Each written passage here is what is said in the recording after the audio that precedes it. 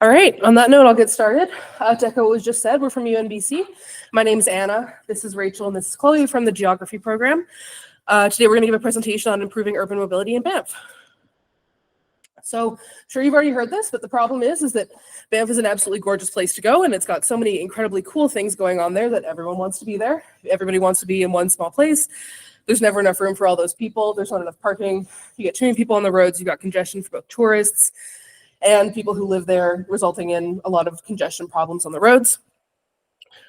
So, diving into the problem, we had the absolute privilege of meeting with several people from the city of Banff, as well as Parks Canada yesterday, to discuss some of their priorities when looking for a solution to this problem. The big thing we heard is that the city is not interested in adding more parking. The solution here is not to create more spots for many different people. The solution is to reduce the number of vehicles coming in. More cars is not that's not the solution. It's also not environmentally conscious, and it doesn't align with what they want for their goals. So the things we heard is that Banff is a small town, although they have a very high tourism industry. The town itself is pretty small, so any decisions that are made need to be financially feasible for a smaller tax base. Anything we do must be respectful and honoring of the permanent residents who reside in Banff year-round, making sure that their quality of life isn't negatively affected by any decisions that are made. And then we want to make sure that any decisions that are made are sustainable and environmentally conscious to respect the delicate ecosystem of Banff National Park. And anything that happens adheres to the town's community plan.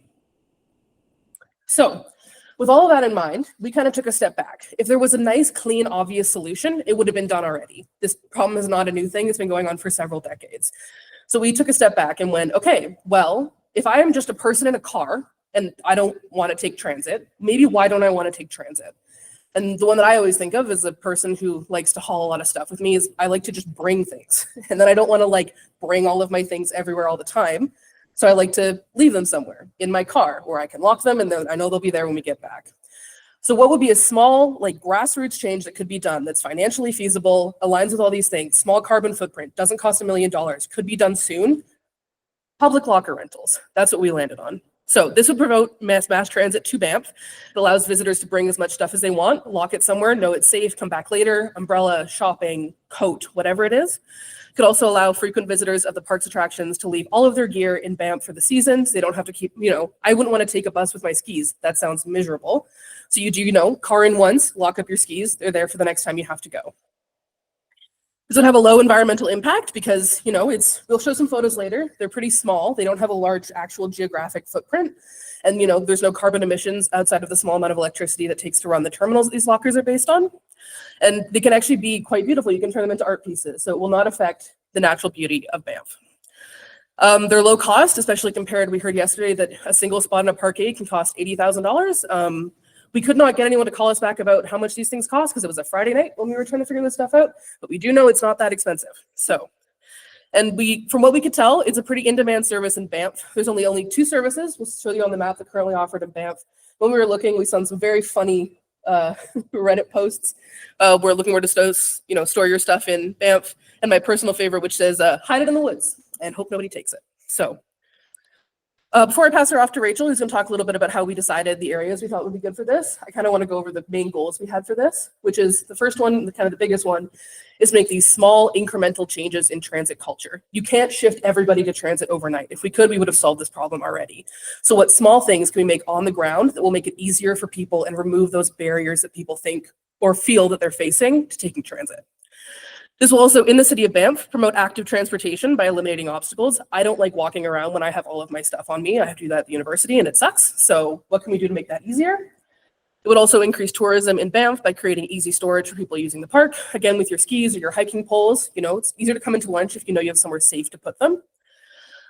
This would also provide a solution that aligns with Banff's environmental stewardship goals. It does not have a huge carbon impact. It will not affect surrounding nature. It should not get in the way of any, ungulate ranges or anything like that.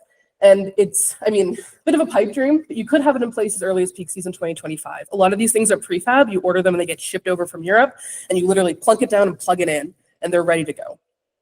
With that, I'll pass it over to Rachel, who is a little bit more on the geography of what we're doing. All right, so we've got this idea of public locker rentals, right? Where are we going to put them?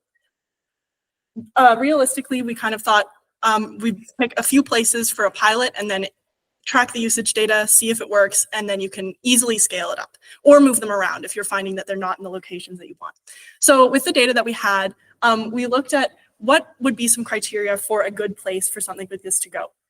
The first thing was we want it to be a jurisdiction that the municipal government could actually do something. So we looked through the zoning and we decided that anything that had the discretional or permitted idea of a public park, which you can see the definition here, we said that might work for something the municipal government could do without too much red tape.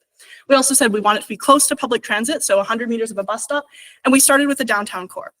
So you can see here we've got our bus stops in green and some buffers around them, 100-meter buffers, which allowed us to identify suitable areas for one of these spots.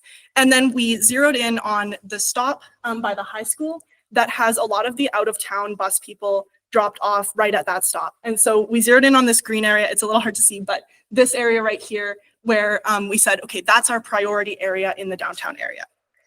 So then we said, okay, we want to look outside the downtown as well. So we scaled it back and said, where are the points of interest that are near bus routes and that we could focus? We decided on 3. So you see we've added the purple 250-meter buffer on points of interest in Banff. And so that gives us, in the orange, we have the suitable area again, just like on the last slide. And then in the green, again, kind of hard to see, but right here, up here, we have a train station. And we kind of anticipate that that would be a hub might develop there. Here we have kind of a concentration of these points of interest. So we zeroed in on that area as well. And then down here we have the Banff Hot Springs Hotel, which from the tourism mobile data that was provided to us by Ali, we saw that that's one of the most popular places for visitors to go within the town boundary itself. So we have these 4 priority locations, which then we put onto this map. So the yellow thing you see here on the yellow triangle or diamond, kind of a little bit north, is the current private storage option available. We were only able to find 1, and we're not sure whether it's indoor or outdoor. But then you've got our 4 locker sites. Once we identified the kind of GIS analysis, we didn't want to just say these are good areas, right? So we went in Google Street View and said, okay, within these areas, where might be an actual good location where one of these things, which Anna's already mentioned, can be quite attractive looking and they're not very large, where could be a good spot for this? So we got, you can see in the outset photos here, just a couple locations. We do kind of think that they should be built against existing structures. So against the back of a park bench, against a bus shelter, against a planter or something, just so that they don't get in the way of traffic, because we know if the pedestrian traffic is already quite a big issue. This is a pretty simple workflow. There's a couple of options for injecting a little bit more data into it to make it a little more sophisticated. The first thing is, rather than just a straight buffer, think about how long it actually takes for a pedestrian to walk somewhere. Also, we talked about, we just gave equal weighting to permitted or discretionary zoning. You could give different weighting for that. And then the other thing is we don't want to be putting them in locations where there's a high risk of attractants for wildlife. So considering that wildlife zone might be useful to maybe get rid of some of those zones where there might be a high risk of wildlife. And then Chloe's going to give us a little bit more about the logistics. Okay, so the actual physical prototype, we're just going to talk about what that could look like. So that's an example from a company over in Europe that makes them ready to use and ship, but they also allow for modification.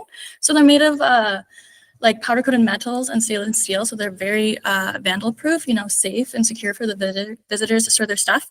There's also the option to have them powered by solar energy, which would be great and more sustainable. You can also get extra amenities like smartphone chargers inserted inside, so that could help encourage other people to use them. They're completely cashless, which is quick and efficient, and lots of people love that. And as well as like they run 24/7, so there's no time limits for people, like depends how long they want to stay, and you know there's no time crunch, so you don't have to worry about that. And they're quite easy installations. You just plug them in and then they're ready to go. Now for the app, we just wanted to use it to communicate with our users, and it'll show the locker availability and location in the app. So people will be able to see which ones are closer to them, as well as which lockers, size, and storage, which ones are available, so they can determine which ones they want to use.